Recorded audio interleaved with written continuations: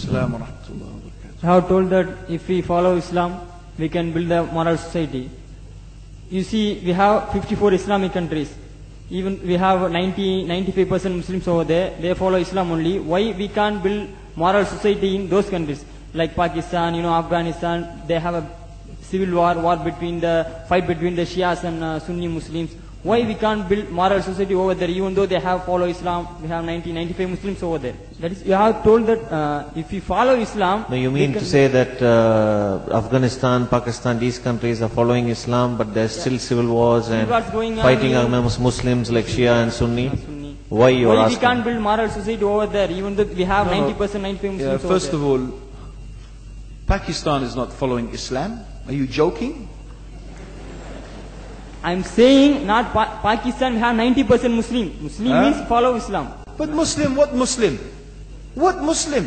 I remember 15 years ago, it's not today and I heard it's worse, 15 years ago I remember going to a wedding in Pakistan. A wedding where men and women were mixing freely. Where the bride was dancing on the stage with all the male members of the family dancing on the stage. I am sure somewhere around, we probably hidden in a corner then, but I hear now it's open drinking alcohol. What Muslim are we talking about? This was 15 years ago. Now I hear it's even worse. Oh yes, they're Islam. When the bride and the groom are walking to the car, they're holding the Quran over their head for blessing. That Islam? That's not Islam. What Islam is that? That's exactly the thing I'm talking about. That's why the Muslims are in such a mess. Because of this nonsense, this hypocrisy, actually they are insulting the Quran by doing that. Amongst all of this haram, they think that the Quran, holding it over their head, is going to bless them because they're holding it. What is that? Where did they get this from? So, I don't know what we're talking about. In fact, this is the problem. You see, the Muslim world itself is so far from Islam. So many you find here in India. I know it's not a Muslim country, but there are lots of Muslims here. But I don't know what sort of Muslim. Most of them go to the dargah and they call upon some dead person in the grave, and they think that by talking to a dead person they're going to have their needs fulfilled. What's the difference between that and worshipping an idol? There's no difference, believe me. It's shirk. I've seen it myself with my own eyes. I'm praying in the masjid. The adhan goes. The people are praying in the masjid.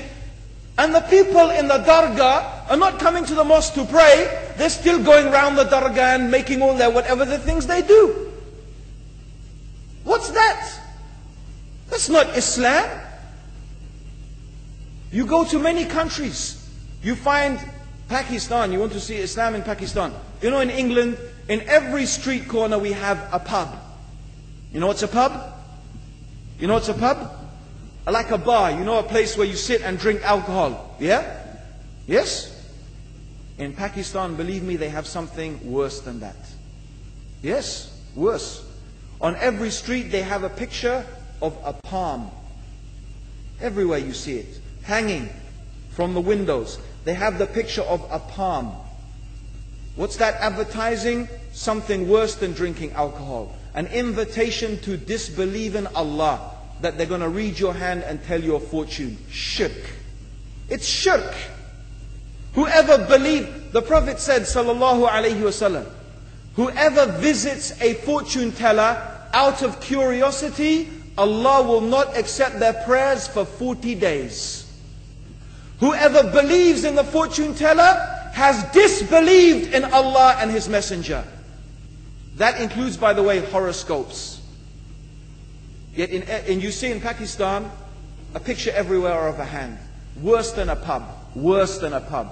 It is better to drink alcohol than make shirk with Allah. Yes.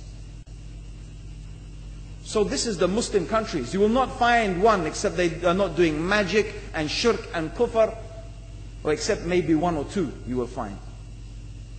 So this is the state of the Muslims. So no wonder we're in the confusion and the chaos. So these are not good examples. And this is really, in fact, the very reason that I'm saying why we are in such a big mess.